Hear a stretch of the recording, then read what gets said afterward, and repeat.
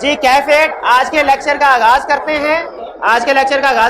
Lecture number 56 और आज के लेक्चर में हम स्टडी करने जा रहे हैं की ऑडिट मैटर पैराग्राफ। अच्छा, की ऑडिट मैटर की तरफ चलने से पहले आपको असाइनमेंट दी गई थी। हाँ जी, उस असाइनमेंट के भी डिस्कशन करने जा रहे हैं। असाइनमेंट में से कोई क्वेश्चन नहीं पूछना, लेकिन जो कंसेप्ट हमने स्टडी किए थे ना, going concern, procedures, indicators, implication on report, इसमें कोई क्वेश्चन पूछना चाहते हैं तो पूछ लीजिए वन बाय वन। कोई क्वेश्चन नहीं, सब ठीक है? जी जी शाबाश, एक मिनट। एग्जाम्पल कौन सी वाली? एडवर्स की फाइनेंशियल रेशोज एक इवेंट या कंडीशन है जो कि डाउट क्रिएट करती है। एडवर्स की फाइनेंशियल रेशो से मुराद है कि जो फाइनेंशियल रेशोज है ना, वो नेगेटिव साइड पे जा रही हैं। जैसे एक है करंट रेशो। करंट रेशो आपको होता है ना, current assets divided by current liabilities.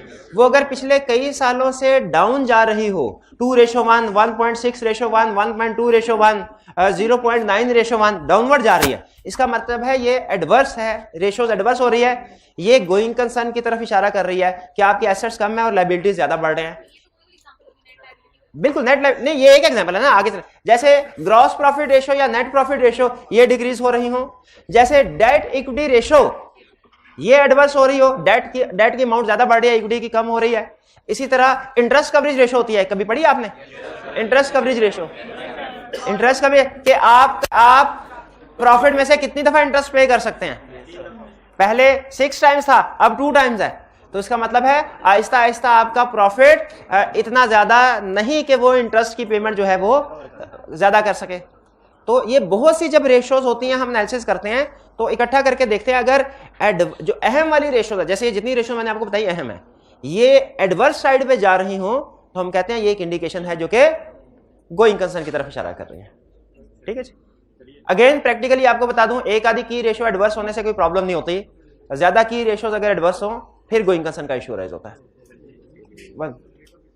Liquidation basis या ब्रेकअप वैल्यू बेसिस, या जिसे हम अल्टरनेट बेसिस ऑफ काउंटिंग भी कहते हैं, या जिसे हम non going concern basis of counting भी कहते हैं।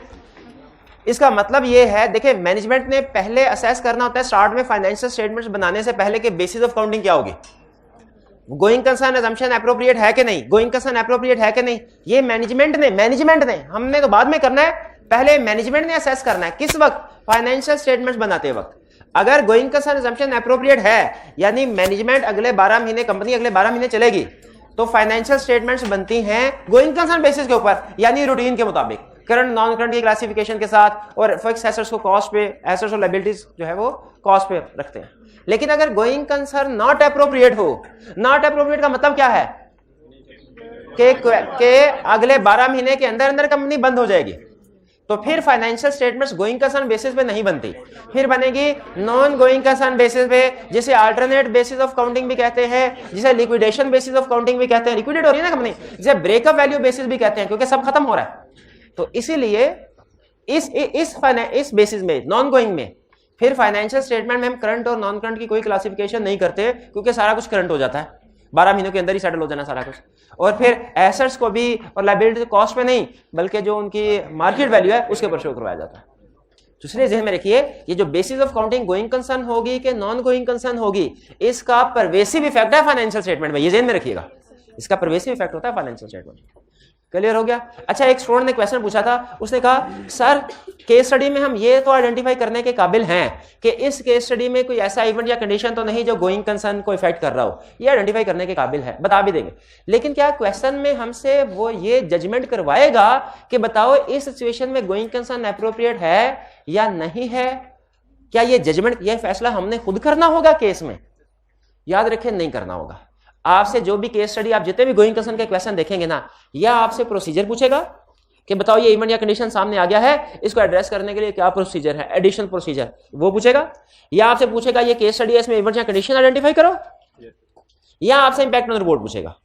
जब इंपैक्ट ऑन रिपोर्ट पूछेगा, 100% कंफर्म है, आपको खुद से बताएगा कि गोइंग कंसर्न एप्रोप्रिएट है या नहीं है, या मटेरियल अनसर्टेनिटी एग्जिस्ट। यानी नॉर्मली क्वेश्चन में क्या होता है भला, एक जो मैक्सिमम क्वेश्चन है ना, एक बड़ा क्वेश्चन, उसमें से केस स्टडी दी होती है, नीचे 3 पार्ट होते हैं। पार्ट ए में कहता है कि इस केस स्टडी में बताइए कौन से इवेंट्स या कंडीशंस हैं, आइडेंटिफाई द इवेंट्स या condition which may cast doubt on entities ability to continue as going concern. यानी केस स्टडी में सारी इंफॉर्मेशन दे दी, पहली रिक्वायरमेंट में क्या कह रहा है कि मुझे इवेंट्स या कंडीशन आइडेंटिफाई करके दो। हमने देखना होगा लिस्ट जो पड़ी हुई है हमने, और देखना होगा उस लिस्ट में से कौन कौन सा इवेंट या कंडीशन इस केस स्टडी में आ रहा है, वो आइडेंटिफाई कर देंगे। पार्ट बी में कहेगा बताइए क्या प्रोसीजर परफॉर्म करेंगे, what procedure would you perform to confirm whether entity is a going concern, what procedure would you perform to confirm whether material uncertainty exist. ठीक है, तो ये क्या आपने बताना है, ये कंफर्म करने के लिए कि मटेरियल अनसर्टेनिटी एग्जिस्ट करती है कि नहीं करती, कंफर्म करने के लिए गोइंग कंसर्न अजम्पशन एप्रोप्रिएट है कि नहीं, कौन से प्रोसीजर होते हैं, एडिशनल प्रोसीजर। फिर तीसरी रिक्वायरमेंट जब होगी ना, वो आपसे ये नहीं कहेगा बताओ इस सिचुएशन में रिपोर्ट के ऊपर इंपैक्ट क्या आएगा, ना ना ना, ये नहीं पूछेगा, बल्कि क्या पूछेगा, अगर आप प्रोसीजर पार्ट बी में जो प्रोसीजर परफॉर्म किया है, परफॉर्म करने के बाद इस नतीजे पे पहुंचते हैं कि going concern assumption not appropriate है, तो बताइए इंपैक्ट ऑन रिपोर्ट क्या होगा। अगर आप ये प्रोसीजर परफॉर्म करने के बाद इस नतीजे पे पहुंचते हैं कि गोइंग कंसर्न अजम्पशन एप्रोप्रिएट तो है लेकिन मटेरियल अनसर्टेनिटी एग्जिस्ट करती है, रिपोर्ट पे क्या इफेक्ट, वो आपको सेशन पहले बताएगा फिर पूछेगा। हाँ, एक क्वेश्चन ऐसा था जिसमें उसने क्या किया, ये प्रोसीजर पूछ लिए, इवेंट्स कंडीशन पूछे, प्रोसीजर पूछे, और फिर कहा what shall be impact on audit report in this situation.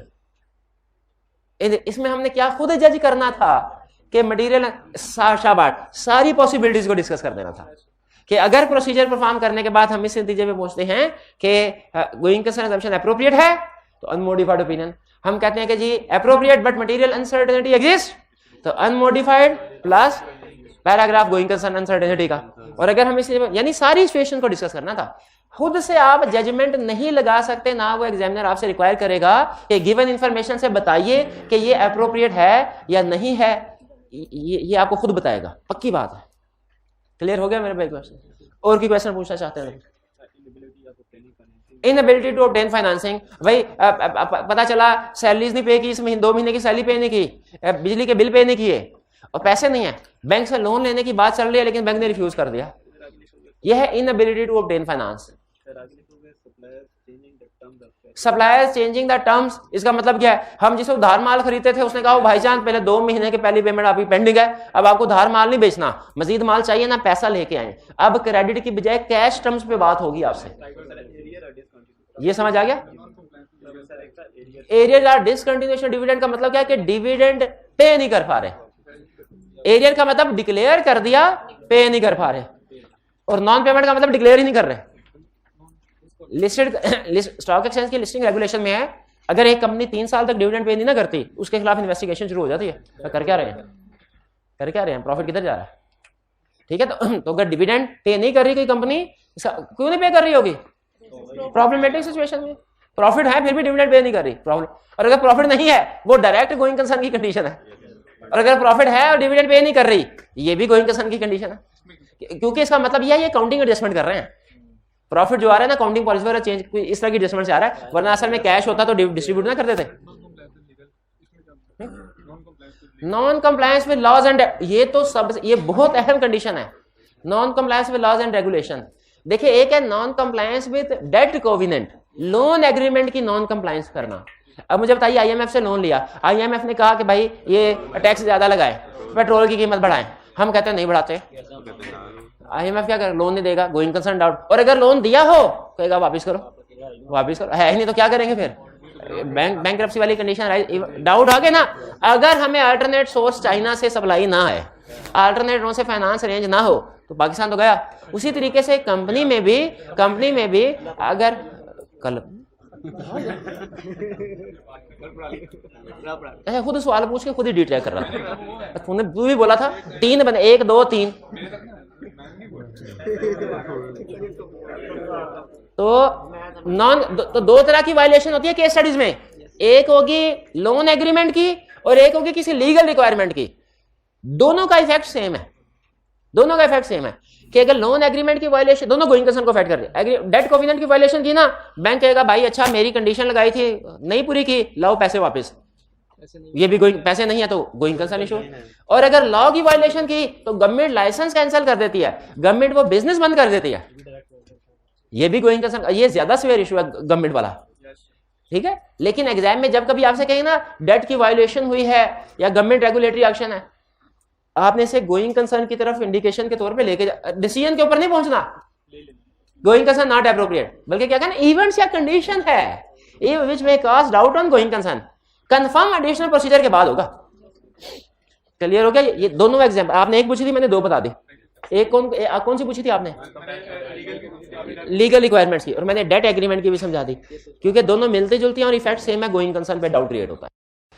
और की क्वेश्चन जी मेरे भाई?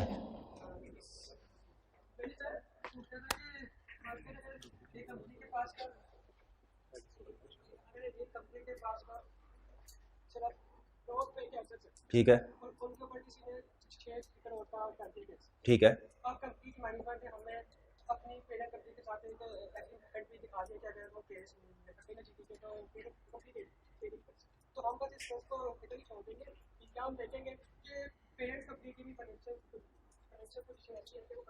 शाबाश शाबाश शाबाश। इस सवाल का जवाब जो बताएगा 50 रुपए ना। सवाल मैं आपको थोड़ा सा रीफ्रेज करके क्वेश्चन यह है। पहला क्वेश्चन, हमारा एक क्लाइंट है, उसके पास टोटल एसेट्स है फर्ज कीजिए 5 करोड़ के, और उसके खिलाफ एक लीगल केस फाइल हुआ है 10 करोड़ का। अगर क्वेश्चन को यहीं पे रोक लेते हैं, यहीं पे रोक लेते हैं, तो इवेंट्स या कंडीशन है, इसको आप एक्सेप्शनल लिटिगेशन समझ के एमसीएस मैटर में लेके जाएंगे कि अब क्लियर हो रहा है कि गोइंग कंसर्न का मसला है, तो है ये भी लिटिगेशन, इसको आप गोइंग कंसर्न इवेंट्स या कंडीशन। उन्होंने कहा सर ये इवेंट या कंडीशन है, इस पे हमने एडिशनल प्रोसीजर परफॉर्म क्या कर सकते हैं, क्या कर सकते हैं बताइए। एक मिनट हरे, 1 2 3 4 1 जी मेरे भाई बताए। लोन एग्रीमेंट देखेंगे, शाबाश बिल्कुल ठीक है। और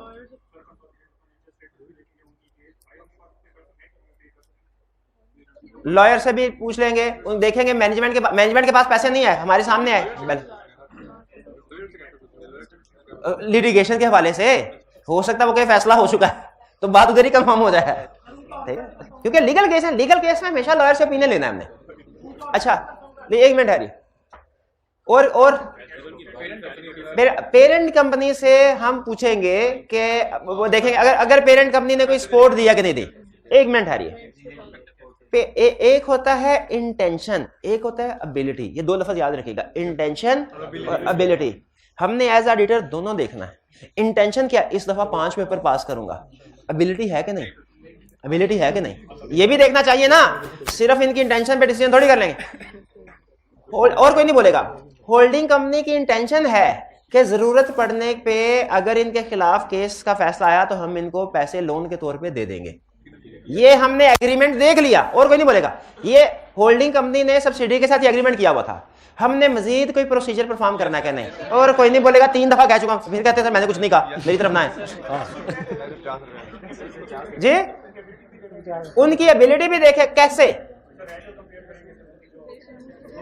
उनकी फाइनेंशियल स्टेटमेंट्स देखेंगे, उनकी वर्थ कितनी है, शाबाश, उसके बाद इस नतीजे पे पहुंचेंगे। शाबाश। तो बिल्कुल जब हमने वैल्यूएशन करनी है, जब हमने इसकी वैल्यूएशन करनी है, सबसे पहले अगर इवेंट्स या कंडीशन है हमने एडिशनल प्रोसीजर परफॉर्म करने हैं, ये पक्की बात। उस एडिशनल प्रोसीजर में जहां पे हम ये देखेंगे अगर होल्डिंग कंपनी ने कोई फाइनेंसिंग अरेंजमेंट का एग्रीमेंट किया हुआ जरूरत के वक्त, तो वो एग्रीमेंट तो पढ़ना ही पढ़ना है, हुआ कि नहीं हुआ, ज़बानी कलामी थोड़ी। या उसके बाद एबिलिटी ऑफ होल्डिंग कंपनी भी देखनी है कि उनके पास अपने भी इतने एसेट, ये तो नहीं खुद अपने हालात से भी ज्यादा पतले हों और वो कह रहे हो नहीं जरूरत पड़ने पे आपको हम फाइनेंस प्रोवाइड करते, वो भी देखना। और अगर हमें लगता है कि जी उनकी एबिलिटी ऐसी नहीं है कि वो रीपे कर सकेंगे, इसका मतलब है इस एग्रीमेंट की कोई हैसियत नहीं है, स्टिल अनसर्टेनिटी एग्जिस्ट कर रही है। क्लियर हो गया जी? जी एक्सेप्शन, अगर कोई लिटिगेशन है एग्जाम में कैसे डिफरेंशिएट करेंगे कि वो एमसीएस मैटर में जाएगी कि गोइंग कंसर्न में, कल बताया था। क्वेश्चन में अगर आपको कोई एडिशनल इंफॉर्मेशन नहीं देता, सिर्फ लिटिगेशन की बात करता है, वो एमसीएस मैटर है। लेकिन अगर साथ में एडिशनल इस तरह की इंफॉर्मेशन दे देता है कि कंपनी के पास सफिशिएंट एसेट्स नहीं है, या अगर केस कंपनी के खिलाफ आया तो कंपनी वाइंड अप हो सकती है, जब इस तरह की एडिशनल इंफॉर्मेशन दे तो फिर हमने गोइंग कंसर्न की तरफ लेके जाना है। जब स्टैंडर्ड इंफॉर्मेशन दे तो फिर एक्सेप्शनल लिटिगेशन की तरफ। क्लियर हो गया? अब अगला सवाल मेरा, मेजर डेटर बैंकरप्ट हो गया, ये कैसे पता चलेगा कि इसे ये रन के बाद इसे सब्सिक्वेंट इवेंट है एमसीएस ऑफ मैटर पे की तरफ लेके जाना है कि गोइंग कंसर्न की तरफ लेके जाना है? एक मिनट, क्योंकि जी हाँ शाबाश, अगेन वही कंसेप्ट देखेंगे एडिशनल इंफॉर्मेशन उसने दिया कि नहीं दी। अगर तो सिर्फ उसने इतनी कोई इंफॉर्मेशन दिया है मेजर डेटर, तो फिर वो सब्सिक्वेंट इवेंट है एमसीएस ऑफ मैटर की तरफ जाएगा। लेकिन अगर उसने आगे कोई परसेंटेज कि टोटल सेल्स का 40%, 50%, 60%, 70%, फिर गोइंग कंसर्न। क्लियर हो गया मेरे भाई जी? क्या हाँ रूटीन नेचर की, लेकिन मैंने आपको बताया था एग्जाम में जो भी लिटिगेशन आएगी वो एक्सेप्शनल जरूर है, एक्सेप्शनल जरूर है। आपने आगे ये डिसाइड करना है कि ये एक्सेप्शनल है कि गोइंग कंसर्न को भी इफेक्ट कर रही है, सिर्फ एक्सेप्शनल है कि गोइंग कंसर्न को भी इफेक्ट, ये देखना है। प्रैक्टिकली बताया था आपको कि प्रैक्टिकली छोटे मोटे केसेस चलते रहे हैं कंपनी के खिलाफ, वो फिर हमारा एमसीएस ऑफ मैटर नहीं होता, वो हम कहते हैं रूटीन के है, जाने दो, की ऑडिट मैटर में डालना है तो डाल दो, एमसीएस ऑफ मैटर रूटीन के केसेस में नहीं डालते।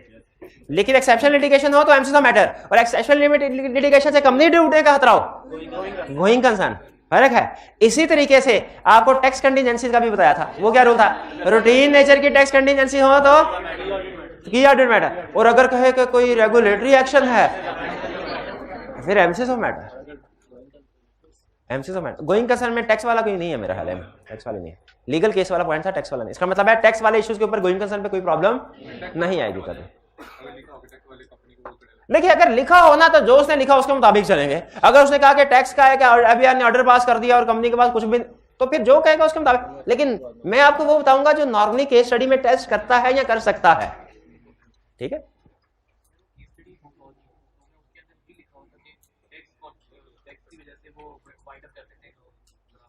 टैक्स की वजह से वाइंड अप कर सकता है? नहीं नहीं नहीं भाई, आपने शायद किसी जगह पे पढ़ा, मुझे क्लास के बाद दिखा दीजिएगा आपने किस जगह पे पढ़ा है। भाई का पॉइंट ऑफ व्यू है कि शायद उन्होंने किसी जगह पे ये पढ़ा है कि टैक्स इश्यूज की वजह से कंपनी वाइंड अप हो सकती है।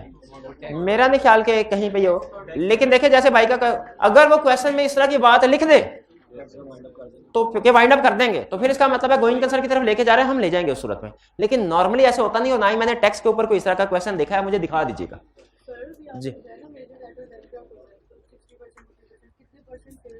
देखिए परसेंटेज कितने डेटर की बात हुई ना, अगर साथ में एडिशनल इंफॉर्मेशन दे दे, उसका कोई बेंचमार्क नहीं है। स्टैंडर्ड ने सिर्फ एक परसेंटेज जो है वो बताई हुई है, 5% ऑफ प्रॉफिट। बाकी इसके अलावा जितनी परसेंटेजेस है ना वो जजमेंट की बेस पे हम उसे क्लासिफाई करते हैं।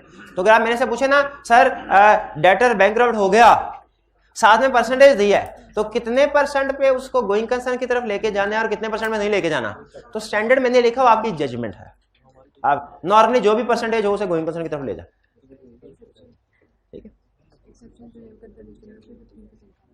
हाँ, अच्छा एक और जगह पे भी परसेंटेज बताई हुई, लेकिन वो भी स्टैंडर्ड में नहीं बताई हुई। वो याद है वो कंफर्मेशन में डिसएग्रीमेंट एक्सेप्शन रेट 15% बताया है, वो भी मैंने शायद उस वक्त ही बताया था, स्टैंडर्ड ने नहीं बताई हुई। वो हमने पास्ट ऑर्डर के सोल्यूशन से निकाली हुई है कि इसे कम पे आई कैप कहता है ये लो है, और जब इसे ज्यादा हो जाए तो आई कैप का सोल्यूशन कहता है ये हाई है, ठीक है जी? एक मिनट जी।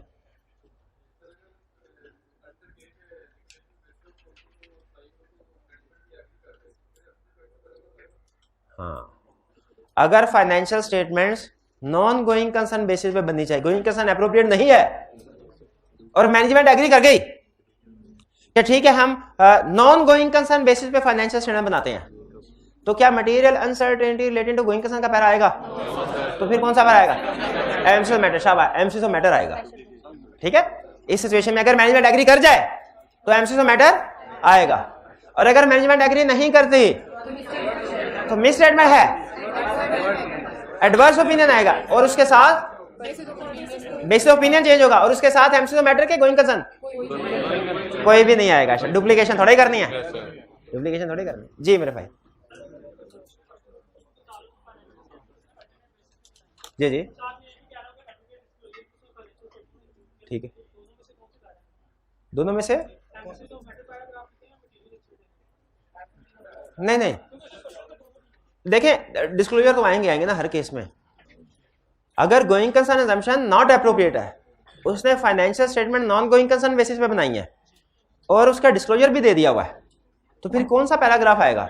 एमसीएस मैटर आएगा, एमसीएस मैटर ही आएगा, ठीक है? नोट्स टू द अकाउंट्स का रेफरेंस एमसीएस मैटर में भी आता है और गोइंग कंसर्न में भी आता है, तो एमसीज ऑफ मैटर में भी हम उसको रेफर करते हैं,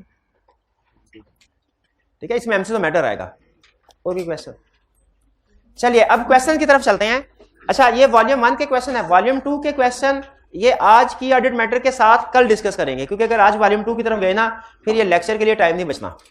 आपने लेकिन जो अटेम्प्ट किए हुए हैं ना उसको जाया नहीं करना सफा को। वो जब आपके साथ शेयर होंगे सोल्यूशन या क्लास में डिस्कस होंगे, आपने कंपेयर लाजमी करना है और जहां पे जरा भी पॉइंट आगे पीछे वो पूछ लेना है। 22 explain 5 potential indicators that audit client is not a going concern. Indicators बताइए, क्या इंडिकेटर्स है मेरे भाई? कोशिश करनी है वो वाले इंडिकेटर्स बताएं जो केस स्टडी में पूछता है। Substantial losses, net current liability position, net liability position, loss of major product या मेजर कस्टमर या मेजर सप्लायर, अनइंश्योर्ड कैटास्ट्रॉफी भी बताएं, वो ज्यादा पूछता है। Uninsured catastrophe, non compliance regulation या non compliance with debt covenant, loss of pending legal proceedings if successful company गयो गोइंग कंसर्न, और हाईली सक्सेसफुल कंपेटिटर्स जो कि हमारा मार्केट शेयर खींच रहे हैं। ये क्या है? ये नहीं है, ये है। B part, describe the audit procedure which you should perform in assessing whether or not client is going concern. क्या प्रोसीजर? अच्छा बताइए, ये टू आइडेंटिफाई के प्रोसीजर है कि ओन आइडेंटिफाई? ओन आइडेंटिफाई, क्योंकि इवेंट के ऊपर आइडेंटिफाई हो गए हैं। अब ये ओन आइडेंटिफाई, क्योंकि कंफर्म करने के लिए, जब कंफर्म करना होता है कि गोइंग कंसर्न एप्रोप्रिएट है कि नहीं, एडिशनल प्रोसीजर है। आइडेंटिफाई करने के लिए रिस्क असेसमेंट प्रोसीजर है। आइडेंटिफाई करने के बाद कंफर्म करने के लिए कि मटेरियल अनसर्टेनिटी एग्जिस्ट करती है कि नहीं, गोइंग कंसर्न एप्रोप्रिएट है कि नहीं, कंफर्म करने के लिए जो प्रोसीजर होते हैं वो एडिशनल है। Be clear? 23 what are the reporting, अच्छा ये अच्छा क्वेश्चन है ये 23, what are the reporting responsibilities of the auditor in the following situations? There is uncertainty regarding going concern assumption which is properly disclosed in the financial statements. Unmodified opinion है plus MCS नहीं, material uncertainty related to going concern का para, जिसमें क्या करेगा auditor? Notes का reference देगा, matter को discuss करेगा और मैटर डिस्कस करते हुए क्लियर स्टेटमेंट देगा। मैटर डिस्कस करते हुए क्लियर स्टेटमेंट देगा। क्या नहीं, ओपिनियन अनमोडिफाइड तो कहेगा ही कि ये गोइंग कंसर्न अनसर्टेनिटी है। यानी कुछ लोग क्या करते हैं, डंडी कैसे मारते हैं गोइंग कंसर्न के पैराग्राफ में, वो इवेंट्स या कंडीशन जो डाउट वो बता देते हैं, लेकिन ये मटेरियल अनसर्टेनिटी एग्जिस्ट कर रही है कि नहीं ये नहीं बताते। वो समझते हैं कि हमारा यूजर पागल है, उसे पता ही नहीं कि इवेंट्स या कंडीशन और चीज है, मटेरियल अनसर्टेनिटी और चीज है। हालांकि हमें पता है, कल हमने डिस्कस किया है कि इवेंट्स या कंडीशन कास्टिंग डाउट और चीज है, ऊपर वाली चीज है, और मटेरियल अनसर्टेनिटी नीचे वाली, ये दोनों में फर्क है। तो पैराग्राफ अब देखें, क्या ये पॉसिबल है कि कोई इवेंट्स या कंडीशन हो लेकिन मटेरियल अनसर्टेनिटी ना हो? हाँ, ये पॉसिबल, लेकिन ये पॉसिबल नहीं है कि मटेरियल अनसर्टेनिटी हो और कोई इवेंट या कंडीशन ना हो। तो इसका मतलब जब कभी मटेरियल अनसर्टेनिटी का पैरा आएगा उसमें मटेरियल अनसर्टेनिटी की भी बात करेंगे और इवेंट या कंडीशन की भी बात करेंगे। तो शाबाश, ए में आपने बिल्कुल ठीक कहा, material uncertainty related to going concern का पैराग्राफ आएगा जिसमें हम 3 बातें लिखेंगे और मैटर के साथ साथ इवेंट या कंडीशन के साथ साथ इवेंट मटेरियल अनसर्टेनिटी के अल्फाज लिखे होने चाहिए। B, auditor is of the opinion that the company is not a going concern.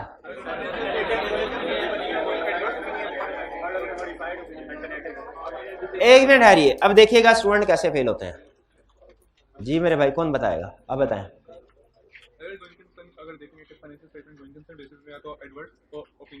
अगर फाइनेंशियल स्टेटमेंट देखेंगे गोइंग का, शाबाश, यही चीज मैंने देखनी थी, शाबाश, ये पास होने वाले के फाइनेंशियल, यहां पे चूंकि उसने नहीं बताया कि फाइनेंशियल स्टेटमेंट किस बेसिस पे बनी है, तो हम दोनों पॉसिबिलिटीज कवर करेंगे। If financial statements are prepared on going concern basis, तो ये मिस स्टेटमेंट है, एडवर्स ओपिनियन देंगे, बेसिस फॉर एडवर्स ओपिनियन में एक्सप्लेन कर देंगे।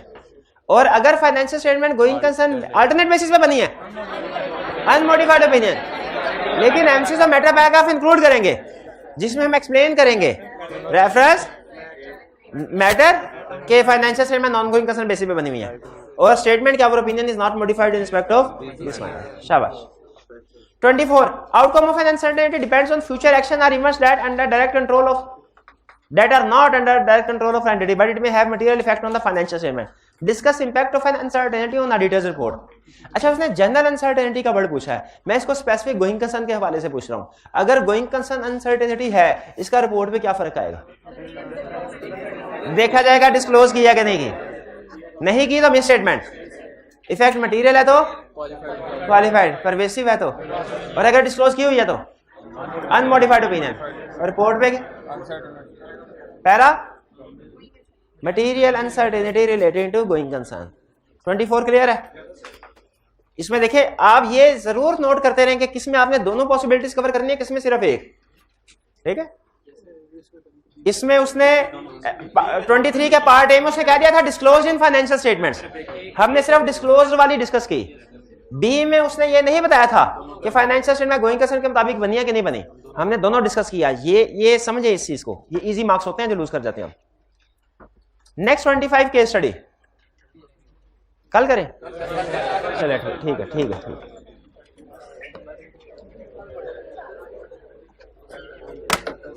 अच्छा मुझे ये बताइए, अभी तक इस पूरे चैप्टर का थीम क्या चल रहा है? उसने हमें ऑडिट रिपोर्ट के एलिमेंट्स सारे बताए वन बाय वन, इसमें क्या क्या होता है, और इसमें जो अहम एलिमेंट्स हैं वो बता रहा है वो किस किस सिचुएशन में आते हैं और किस तरीके से आते हैं। जैसे हमने सीखा कि एमसीज ऑफ मैटर किन सर्कमस्टेंसेस में आएगा, ड्राफ्ट कैसे करना है।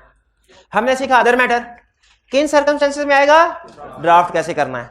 हमने सीखा गोइंग कंसर्न अनसर्टेनिटी किन सर्कमस्टेंसेस में आएगा, ड्राफ्ट कैसे करना। ड्राफ्टिंग भी कल बता दी थी ना आपको। उसी तरीके से अब हम अपना लास्ट एलिमेंट रिपोर्ट का डिस्कस कर रहे हैं, अहम जो एग्जाम पॉइंट ऑफ की ऑडिट मैटर। इसमें काम की दो ही चीजें हैं, काम छोटी मोटी चीजें और भी, जैसे एमसीक्यू मैटर में भी छोटे मोटे कंसेप्ट अदर मैटर में भी थे, गोइंग कंसर्न में भी थे, काम की चीजें लेकिन दो ही होंगी। क्या? की ऑडिट मैटर किन सर्कमस्टेंसेस में आएगा और ड्राफ्टिंग कैसे होगी। क्या ड्राफ्टिंग का क्वेश्चन हमसे पूछ सकता है? ड्राफ्टिंग बिल्कुल, देखें वो इंपैक्ट ऑन रिपोर्ट भी पूछ सकता है, ड्राफ्टिंग भी पूछ सकता है। जब किसी भी एलिमेंट को सामने रख के इंपैक्ट ऑन रिपोर्ट पूछता है तो क्या होता है, बेसिकली केस स्टडी में उसने वो डिफरेंट इंफॉर्मेशन दी होती है जिसमें वो वाला पैराग्राफ आ रहा होता है और हमसे कहता है इंपैक्ट ऑन रिपोर्ट बताओ। हमने सिर्फ बताना होता है कि ये पैराग्राफ आएगा और उसमें ये इंफॉर्मेशन होगी, उसको ड्राफ्ट नहीं करना होता। एग्री करते हैं? तो हमसे जब इंपैक्ट ऑन रिपोर्ट पूछता है ना, इसमें स्टूडेंट थोड़ा इजी होते हैं, ज्यादातर प्रैक्टिस इसी तरीके से की होती है स्टूडेंट ने। लेकिन इंपैक्ट ऑन रिपोर्ट के साथ उसका दूसरा तरीकाकार है ड्राफ्टिंग, वो ड्राफ्टिंग भी पूछता है। ड्राफ्टिंग में उसके पास दो ऑप्शन है। पहली ऑप्शन आपसे कहे ये इशू है और इसको ड्राफ्ट करके दे दो, और दूसरा आपको कहेगा एरर्स निकाल के दो, ये मैंने ड्राफ्ट किया, एरर्स निकाल के दो। अब अगर आपने देखा गोइंग कंसर्न की जो मैंने आपको होम असाइनमेंट दी थी, उसमें उसने ये नहीं कहा था कि ये गोइंग कंसर्न का वाला ड्राफ्ट करके दो, वो ड्राफ्टिंग का क्वेश्चन था। उसने कहा नहीं ड्राफ्ट मैं करता हूं, उसमें से गलतियां निकाल के दो। उसमें सबसे बड़ी गलती क्या थी? बड़ी बड़ी गलती हेडिंग से दी उसने, और उसने गोइंग कंसर्न की बजाय एमसीक्यू मैटर दिया था। मिस स्टेटमेंट थी शायद लेकिन उसने ओपिनियन अनमोडिफाइड दिया था। बिल्कुल बिल्कुल ठीक, बिल्कुल ठीक। अच्छा अब चलिए एक मिनट पॉज कीजिएगा। तो कहां पे थे हम के की ऑडिट मैटर। तो उसी तरीके से की ऑडिट मैटर हम स्टार्ट करेंगे ना, जैसे वो क्वेश्चन हर कल डिस्कस हो जाएगा। की ऑडिट मैटर में भी हम इसी तरीके से सीखेंगे। छोटे छोटे कंसेप्ट्स हैं इसमें, काम की चीजें जो असल एग्जाम पॉइंट ऑफ व्यू है ना वो दो ही हैं। नंबर 1 किन सिचुएशंस में की ऑडिट मैटर आएगा, और नंबर 2 हमने इसकी ड्राफ्टिंग कैसे करनी है। अब स्टार्ट करते हैं। सबसे पहले अब मैं तरतीब से चलूंगा और कुछ दूसरे छोटे बड़े कंसेप्ट भी आपको पता है लेक्चर में हम इसको कवर करेंगे। सबसे पहले की ऑडिट मैटर, जिसे कैम भी समटाइम कहते हैं, लेकिन आपने हमेशा लिखना पड़ना की ऑडिट मैटर ही है। सेक्शन इन रिपोर्ट, ये असल में है क्या चीज? की ऑडिट मैटर है। ये आज से कोई 4-5 साल पहले ऑडिट रिपोर्ट में नहीं होता था। यानी 150 साल हो गए, कभी किसी ने नहीं सोचा कि इसको भी ऑडिट रिपोर्ट का हिस्सा होना चाहिए। लेकिन रिसेंटली ऑडिट प्रोफेशन पे ऑडिटर जो काम करता था ना, उसके ऊपर क्वेश्चन मार्क आना शुरू हो गए कि ऑडिटर तो सिर्फ साइन करता है, ये कोई काम तो नहीं करता। तो ऑडिटर ने आईफैक्ट ने कहा अच्छा, एक्सपेक्टेशन गैप बढ़ा है, लोग समझते हैं ऑडिटर काम नहीं करता, सिर्फ साइन करता है और पैसे ले लेता है, हालांकि ऑडिटर इतना काम करता है। आइंदा से हम जो ऑडिटर काम करता है वो भी रिपोर्ट में बताएंगे, जनरल पब्लिक को पता चले कि हम जिस कंक्लूजन पे पहुंचे हैं ना, बैठे बिठाए नहीं पहुंच गए, बल्कि हमने मेहनत की है, हमने काम किया है, हमने प्रोसीजर परफॉर्म किया। तो पहला डिसीजन ये हुआ कि ऑडिटर जो प्रोसीजर परफॉर्म करता है, जो बड़े बड़े प्रोसीजर उसने परफॉर्म किए हैं, वो बताने चाहिए शेयर होल्डर्स को। बिल्कुल ऐसे है जैसे आपके वालिदैन को सिर्फ आपका रिजल्ट नहीं पता चलना चाहिए, बल्कि उस रिजल्ट के पीछे आपने जो मेहनत की है वो भी पता चलना चाहिए। अगर खुदा न खास्ता फेल है तब भी, और अगर पास है तब भी, घर वालों को पता चलना चाहिए कितनी मेहनत आती है इसमें। उसी तरीके से चाहे अनमोडिफाइड ओपिनियन, चाहे वो एक अलग बात है, लेकिन ऑडिटर ने जो भी प्रोसीजर परफॉर्म किए हैं वो पता चलना चाहिए। आप लोग इससे एग्री करते हैं? इस मकसद के लिए एक पैराग्राफ इजाद किया गया जिसे कहा गया की ऑडिट मैटर सेक्शन, की ऑडिट मैटर पैराग्राफ। अच्छा, अगला सवाल ये था कि की ऑडिट मैटर पैराग्राफ हमने दे तो दिया रिपोर्ट में, क्या हर रिपोर्ट में आना चाहिए? उन्होंने कहा नहीं, हर में नहीं, जो लिस्टेड है उन रिपोर्ट में इंक्लूड करेंगे, बाकी ऑप्शनल है। अहम क्वेश्चन ये था, क्या की ऑडिट मैटर में हम ऑडिटर का हर प्रोसीजर लिखें? डेफिनेटली अगर हर प्रोसीजर लिखते ना तो ऑडिट रिपोर्ट भी 1000 सौ की हो जाती। हर प्रोसीजर नहीं लिखते, तो फिर क्या करना चाहिए? कौन से? सिग्निफिकेंट भी बहुत से प्रोसीजर हो जाते हैं। हमने मोस्ट सिग्निफिकेंट जो प्रोसीजर परफॉर्म किए होते हैं वो इंक्लूड करने चाहिए। जैसे ड्यूरिंग द ईयर, वैसे तो हमने हर एरिया पे काम किया, लेकिन इंपेयरमेंट ऑफ फिक्स एसेट्स, इसने हमें बड़ा तंग किया, इसमें हमें बहुत ज्यादा एफर्ट इसके ऊपर लगाना पड़ी, तो हम क्या करेंगे? इसको की ऑडिट मैटर में इंक्लूड कर सकते हैं। जैसे रीवैल्यूएशन ने बड़ा तंग किया, जैसे डेफर्ड टैक्स की वेरिफिकेशन ने बड़ा तंग किया, तो इस तरह के प्रोसीजर जो जैसे टैक्स कंटिजेंसीज जो थी बहुत ज्यादा थी, जैसे रिलेटेड पार्टी ट्रांजैक्शन बहुत ज्यादा थी। अब देखिए, रिलेटेड पार्टी आपने एमसीएस मैटर में पढ़ा? रिलेटेड पार्टी पढ़ा एमसीएस मैटर में? कौन पढ़ा गया है? मैंने तो नहीं पढ़ाया।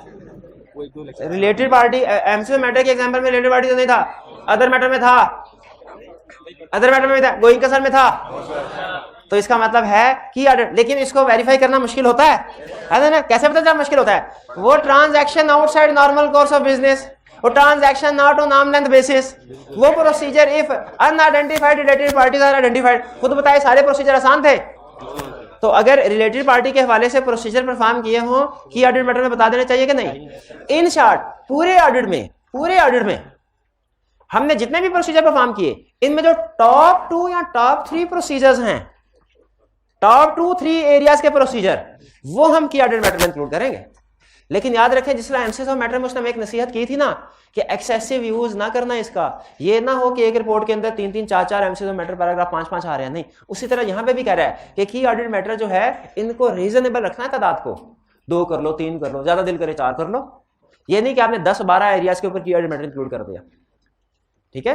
क्योंकि की ऑडिट मैटर में लफ्ज की अहम है, इसका मतलब है हर ऑडिट की जो प्रॉब्लम है, मैटर है, यहां पे नहीं आएगा। कौन से आएंगे? जो मोस्ट सिग्निफिकेंट। और मोस्ट सिग्निफिकेंट कितने होते हैं? 3, 2, 3, कभी कभी 4, ठीक है? एक दफा के 2 साल पहले एक बॉडी ने रिसर्च की, उसने, क्योंकि ये भी रिसेंटली आया ना, तो आईफैक्ट भी रिसर्च कर रहा है इसके ऊपर, इसका आउटकम के ऊपर। तो पता चला कि जो लिस्टेड कंपनीज की फाइनेंशियल स्टेटमेंट में की ऑडिट मैटर रिपोर्ट हो रहे हैं ना, वो एवरेज तकरीबन 2.6 पैराग्राफ की एवरेज बनती है एक ऑडिट रिपोर्ट में। यानी ज्यादातर 2 और 3 के दरमियान में की ऑडिट मैटर्स दिए जा रहे हैं प्रैक्टिस में एक रिपोर्ट के अंदर। एक रिपोर्ट के अंदर नॉर्मली कितने की ऑडिट मैटर देते हैं? लेकिन याद रखें, ये एवरेज 2.6 आपको पता है एवरेज कैलकुलेट होती है। इसमें कुछ ऐसी भी कंपनीज थे जिनके 5 भी हो सकते हैं, और कुछ ऐसी भी कंपनीज थी जिनका कोई की ऑडिट मैटर था ही नहीं, तो भी हो सकते हैं। क्लियर हुई बात? अच्छा, एक और आपको बात बता दूं जो स्टैंडर्ड में क्लियरली नहीं लिखी हुई। एमसीएस ऑफ मैटर और की ऑडिट मैटर में एक फर्क यह है कि एमसीएस ऑफ मैटर यूजर के लिए जो अहम चीज है ना, सब्सटेंशियल, वो है, और की ऑडिट मैटर जो ऑडिटर के लिए सब्सटेंशियल है, वो है। यानी की ऑडिट मैटर सोचते हुए हमने देखना है ऑडिटर के लिए कौन सी चीज ज्यादा मसले वाली है, और एमसीएस ऑफ मैटर में हमने देखना है यूजर्स के लिए कौन सी। हम इस वक्त फिलहाल की ऑडिट मैटर डिस्कस कर रहे हैं। तो सबसे पहला क्वेश्चन, अच्छा आपको एक यहीं पे एक टेक्निकल क्वेश्चन पूछूं, क्या बता सकते हैं कि की ऑडिट मैटर और की ऑडिट मैटर सेक्शन में क्या फर्क है?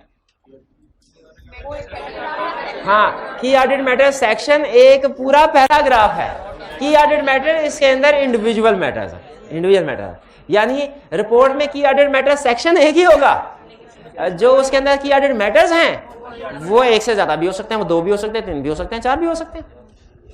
अच्छा, पहला कंसेप्ट ये है की ऑडिट मैटर सेक्शन रिपोर्ट में कब आएगा? क्या? की ऑडिट मैटर सेक्शन कहता है ये लिस्टेड कंपनीज के लिए रिक्वायर्ड है, लिस्टेड कंपनी की ऑडिट रिपोर्ट में लाजमी आएगा, लिस्टेड कंपनी की ऑडिट रिपोर्ट में लाजमी आएगा, accept in disclaimer of opinion. लेकिन लिस्टेड कंपनी में अगर डिस्क्लेमर ऑफ ओपिनियन एक्सप्रेस कर रहे हैं फिर नहीं आएगा। क्यों? अच्छा, सवाल पूछा ना क्यों, अभी खुद ही जवाब देगा, जवाब दे, 50 रुपए इनाम दूंगा। क्यों? क्यों? सोचे। क्वेश्चन ये है, स्टैंडर्ड कहता है लिस्टेड कंपनी की ऑडिट रिपोर्ट में की ऑडिट मैटर सेक्शन जरूर आएगा, लेकिन जब डिस्क्लेमर ऑफ ओपिनियन देगा ना लिस्टेड कंपनी पे फिर नहीं आएगा। एक मिनट, वन बाय वन। अच्छा, ऐसे एक से ज्यादा बताएंगे तो फिर किसी को भी प्राइज नहीं मिलेगा।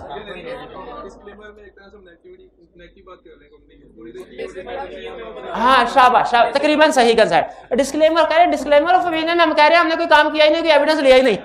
डिस्क्लेमर ऑफ ओपिनियन में यही कहते हैं ना कि हमने कोई भी काम नहीं किया, कोई भी। और इधर की ऑडिट मैटर सेक्शन होता तो उसमें कह रहे थे हमने ये काम भी किया, हमने ये भी किया, हमने बड़ा हम काम किया, ये भी किया। उन्होंने कहा जब काम किया है तो एविडेंस किधर गया है? डिस्क्लेमर में कह रहे हो एविडेंस कोई नहीं मिला, और की ऑडिट मैटर में कह रहे हो कि काम बड़ा किया है, तो ये इनकंसिस्टेंसी आ जाती दोनों में, दोनों पैराग्राफ में। इसीलिए इसको अपोजिट जो इफेक्ट, इसको खत्म करने के लिए उन्होंने कहा अगर आप डिस्क्लेमर ऑफ ओपिनियन एक्सप्रेस कर रहे हैं तो क्या मैटर सेक्शन नहीं। लेकिन एग्जाम में क्वेश्चन आएगा और उसमें कहेगा कि एडवर्स ओपिनियन दे रहे हैं और आप कहेंगे कि मैटर आएगा, नहीं आएगा, एडवर्स में आएगा, एडवर्स में आएगा। ये आप सही लिखेंगे, सही लिखेंगे, हमेशा आप एग्जाम में सारी चीजें गलत थोड़ी लिखते हैं।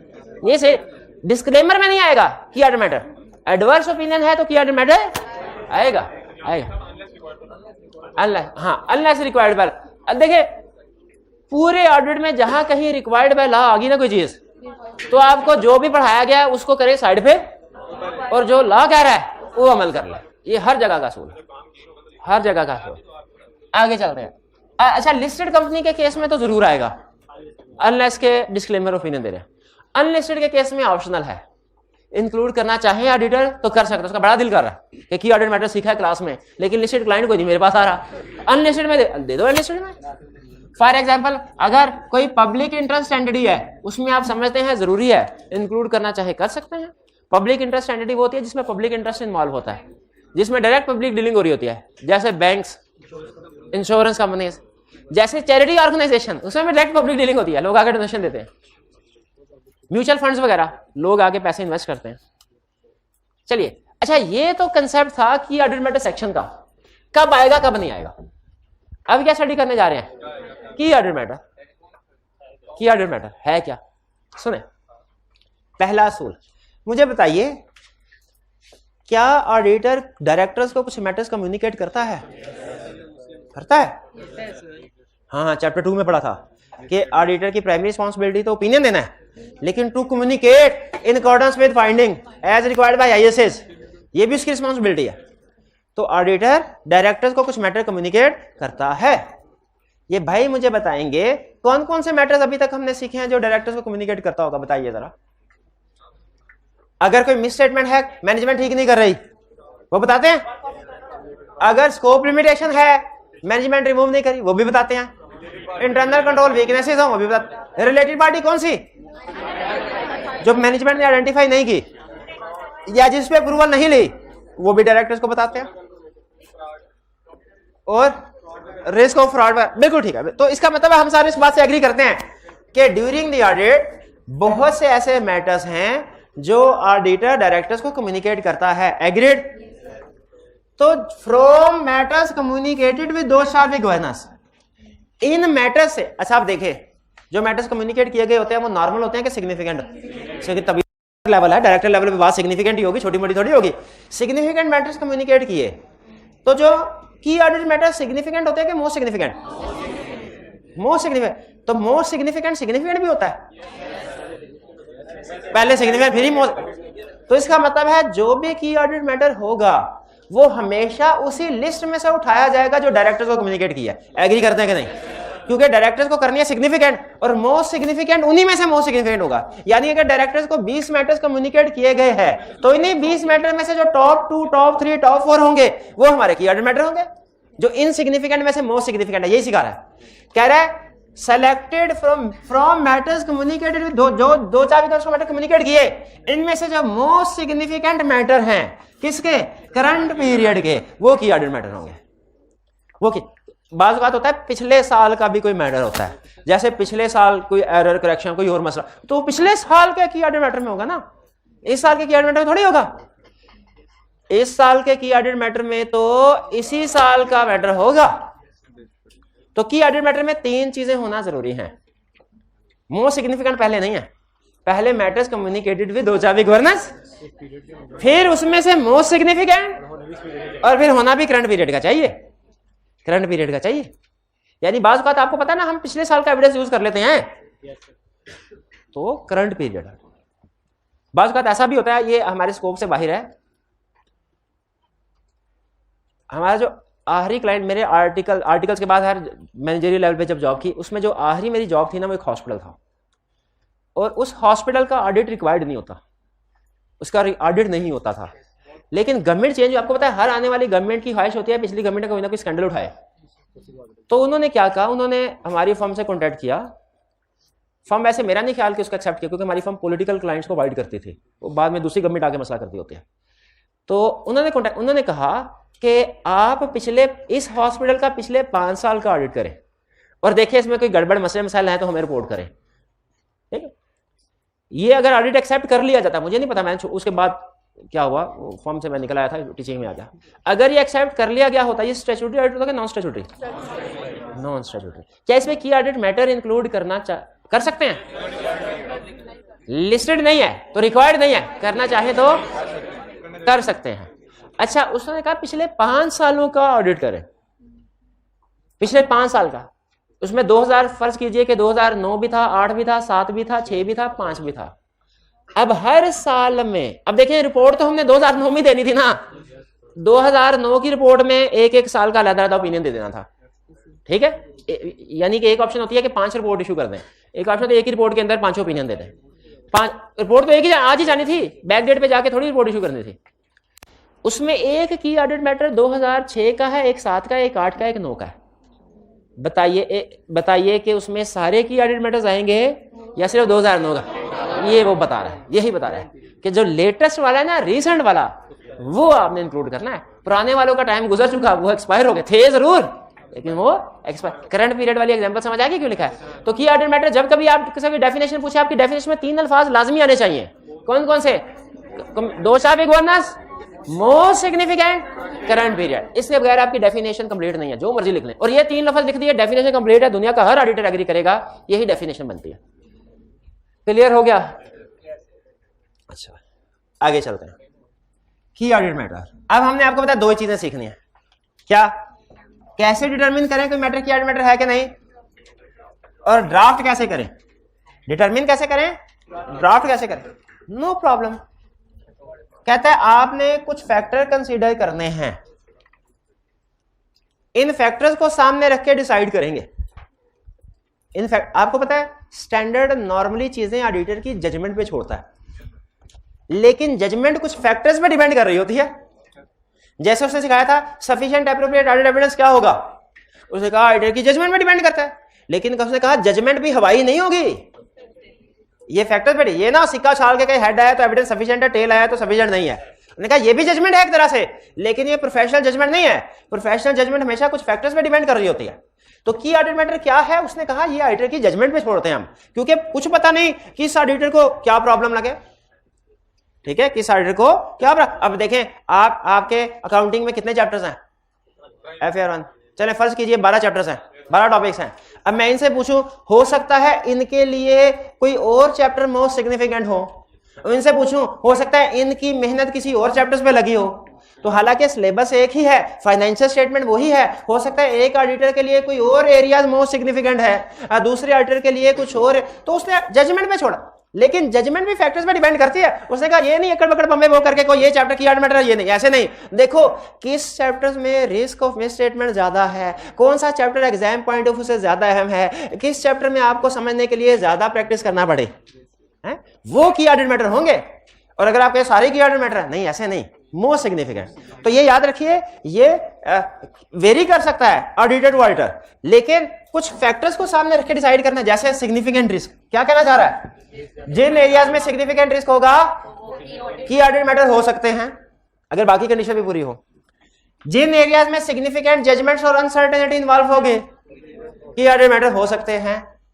जो significant events occur during the period है वो की ऑडिट मैटर हो सकते हैं।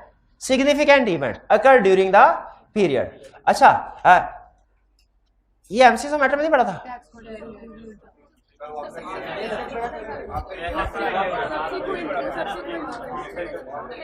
एक एग्जांपल आपके सामने रखता हूं, आप बल्कि उस एग्जांपल से 3 इंपैक्ट निकालते हैं। पहला इंपैक्ट, क्लाइंट ने during the year IT system launch किया। अब ये एग्जांपल थोड़े से चेंज के साथ इस अटेम्प्ट में भी टेस्ट हुई है। क्लाइंट ने during the year IT system launch किया और उसमें कोई फार्मूला की गलतियां थी, सारी फाइनेंशियल स्टेटमेंट कैसी की तैसी फिर गई, कोई अमाउंट सही ना डेटर्स की, ना क्रेडिटर की, ना इन्वेंट्री की, ना फिक्स एसेट की सही तरीके से कैलकुलेट नहीं हो पा रही, अल्टरनेटिव प्रोसीजर से एविडेंस भी नहीं मिला। ये क्या है? Scope limitation effect, pervasive opinion, disclaimer. Clear? अच्छा, दूसरा, ड्यूरिंग द ईयर एसेट्स को आग लगी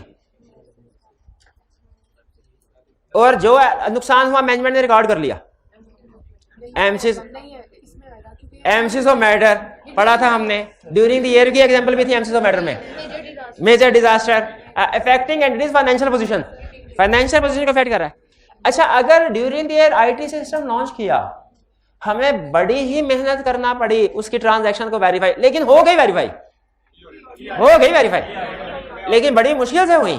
क्या ये सिग्निफिकेंट इवेंट है? ये हालांकि फाइनेंशियल स्टेटमेंट को इफेक्ट नहीं कर रहा, लेकिन सिग्निफिकेंट इवेंट है।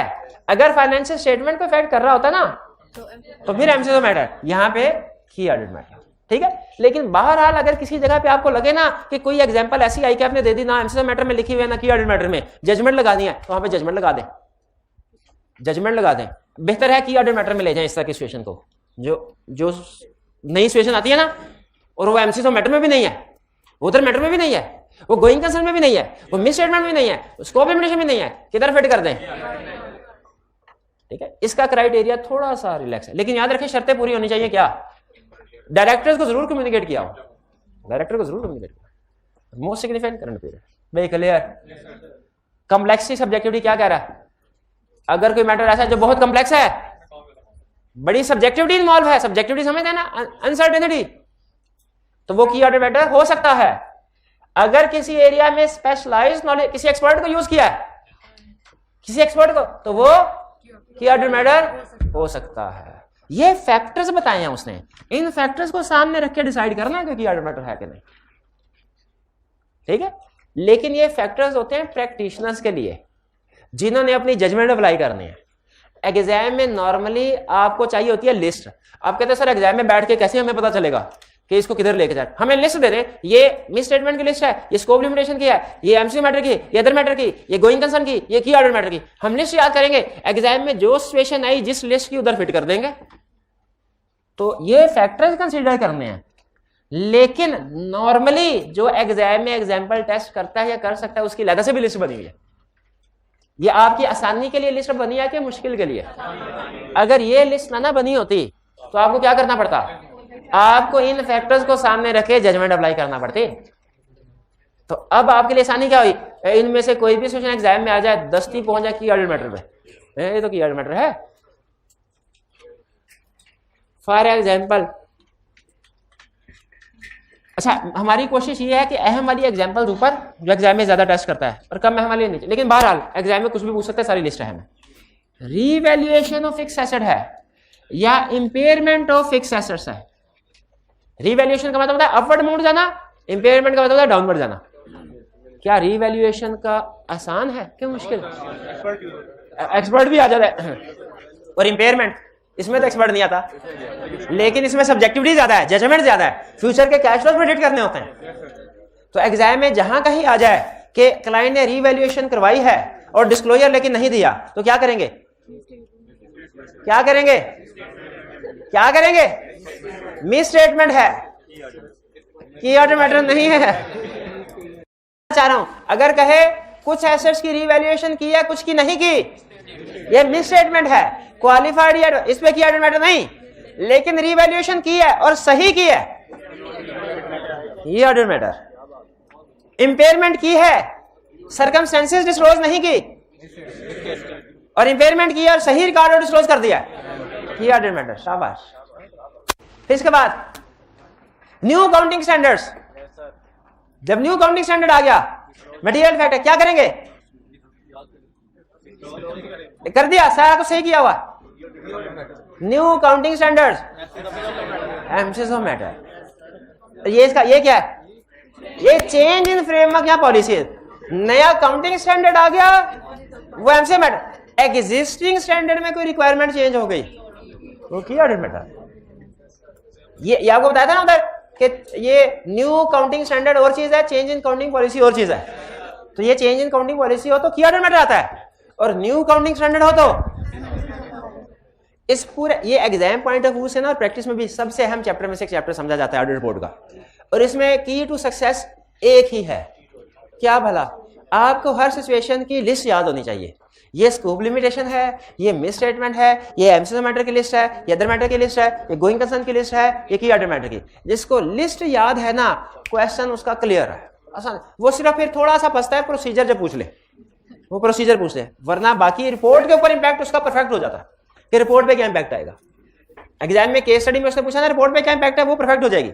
लेकिन बाज़ औक़ात कहता है उससे पहले मुझे प्रोसीजर भी बताओ, सिचुएशन में क्या परफॉर्म करोगे। अकाउंटिंग पॉलिसी चेंज की, क्या प्रोसीजर परफॉर्म करोगे? सोचें एज ऑडिटर। प्रोसीजर पूछा, इंपैक्ट ऑन रिपोर्ट नहीं पूछा, की ऑर्डर मैटर भी नहीं बताना, प्रोसीजर पूछा है।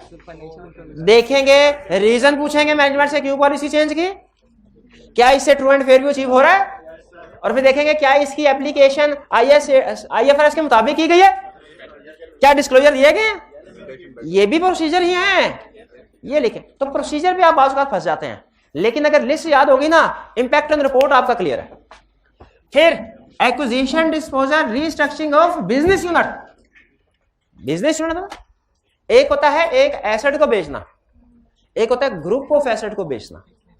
ये जो एक्विजिशन या डिस्पोजल ऑफ फिक्स एसेट नहीं है, group of asset, business units, कोई सब्सिडरी बेच दे, सब्सिडरी बेच दे, तो कंसोलिडेटेड फाइनेंशियल स्टेटमेंट में वो की ऑर्डर मैटर है। ये सीफैप में पूछा था उसने।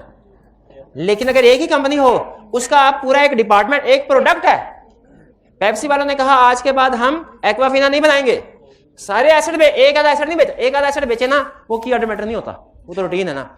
ग्रुप ऑफ एसेट बेचे, की ऑर्डर मैटर है।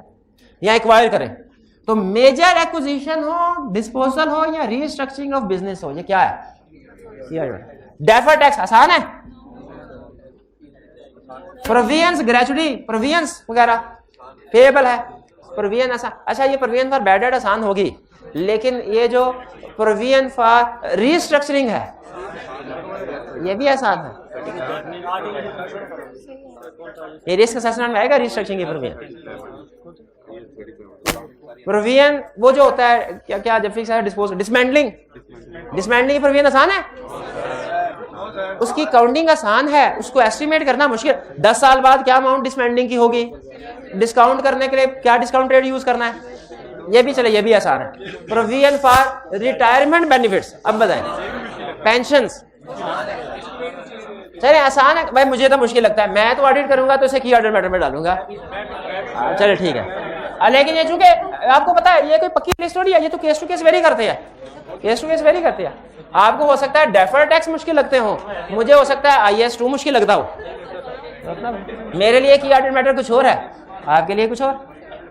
हाँ, इन्वेंट्री में भी भाई, इन्वेंट्री ये नहीं FIFO LIFO, इन्वेंट्री में ये होता है अगर आपने सेल की विद ऑप्शन ऑफ रीपरचेज तो क्या होगा, अगर आप इन्वेंट्री को सेल करें बाय 1 गेट 1 फ्री ऑप्शन पे तो काउंटिंग कैसे होगी। इन्वेंट्री में भी बड़े मसले हैं, ये सीफैप लेवल पे पहुंचेंगे फिर पता चलेगा।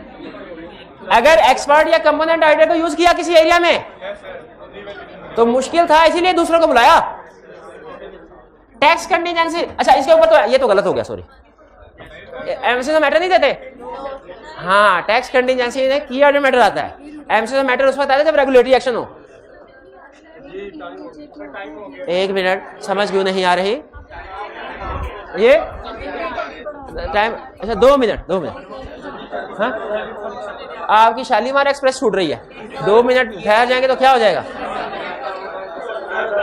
कहां से समझ आना बंद हुई थी बता दे। डेफर टैक्स मुश्किल एरिया है, इस पे की ऑर्डर मैटर आएगा। प्रोविजंस और ग्रेचुटी पेएबल एम्प्लॉइज को एंड में पे करते हैं ना, गोल्डन हैंडशेक। पे 20 साल बाद करनी है जब एम्प्लॉय रिटायर होगा, कैलकुलेशन आप करने, बहुत मुश्किल एरिया है। IAS 19 आपने नहीं किया होगा अभी, है ना? IAS 19 कर लिया। चलिए आखिरी example, significant related party transaction की ऑर्डर। ये मुश्किल है ना? नहीं ना याद है कोई जो कहे रिलेटेड पार्टी आसान है? बताओ, बताइए। Transaction outside the normal course of business है, क्या प्रोसीजर परफॉर्म करने हैं? बता दे। हाँ जी, सबसे पहले देखना है रिलेटेड पार्टी इन्वॉल्व है कि नहीं। सबसे पहले देखेंगे रिलेटेड पार्टी इन्वॉल्व है। हाँ जी, अगर से रिलेटेड पार्टी इन्वॉल्व हुई, हाँ जी, तो हम 2 गवर्नर से, तो फिर 2 गवर्नर से बात करेंगे। ये हाल है रिलेटेड पार्टी इन्वॉल्व। आखिरी कंसेप्ट आज का, इसके बाद छुट्टी। ये बताने से जरूरी है ताकि असाइनमेंट कर सके। कह रहे प्लस पॉसिबल है, इसका मतलब क्या है? कह रहे इस पे पक्के ना हो जाना। अब मजे की बात सुनो, केस स्टडी एक दफा आई, उसने कहा कि रेवेन्यू एक एरिया है, ऑडिट में मोस्ट सिग्निफिकेंट है, और डायरेक्टर्स को कम्युनिकेट भी किया है। बताओ की ऑडिट मैटर आएगा कि नहीं आएगा?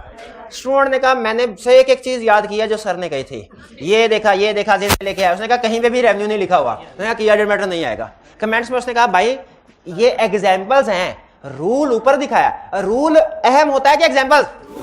उसने कहा रूल क्या था? मोस्ट सिग्निफिकेंट क्वेश्चन में लिखा था कि नहीं? मोस्ट सिग्निफिकेंट लिखा था। करंट पीरियड लिखा था नहीं? रेवेन्यू करंट पीरियड का लिखा था। मैटर्स कम्युनिकेटेड में तो लिखा था कि नहीं? लिखा था। और फिर उसने कहा एग्जांपल्स के एंड पे भी एक बात लिखी थी, क्या? प्लस इज आल्सो, यानी इस लिस्ट के अलावा भी अगर कोई ऐसा मैटर हुआ जो ये शर्तें पूरी कर रहा हुआ, वो भी की ऑडिट मैटर हो सकता है। ये तो है ही है। इसके अलावा भी अगर कंडीशन पूरी हो तो हो सकता है। एग्जांपल है स्टैंडर्ड, जहां कहीं एग्जांपल देता है ना, ओरिजिनल स्टैंडर्ड जब आप पढ़ेंगे सीफएफ पे, उसके नीचे लाइन लिखता है ये लिस्ट कंप्लीट नहीं है, other situation are also possible. कहता है प्रैक्टिकल लाइफ बहुत कम्प्लेक्स है, हमारे लिए पॉसिबल नहीं कि हर चीज को आपके सामने लाके लिस्ट बना दे कंप्लीट। नहीं। क्या आज के लेक्चर के बाद आप इस काबिल हैं कि अगर आपसे पूछा जाए इस सिचुएशन में की ऑडिट मैटर आएगा कि नहीं, तो आप बता सकें? बिल्कुल। ये असाइनमेंट आपने लाजमी करने हैं, ठीक है? आज का लेक्चर यहाँ खत्म करते हैं हम। अल्लाह हाफिज।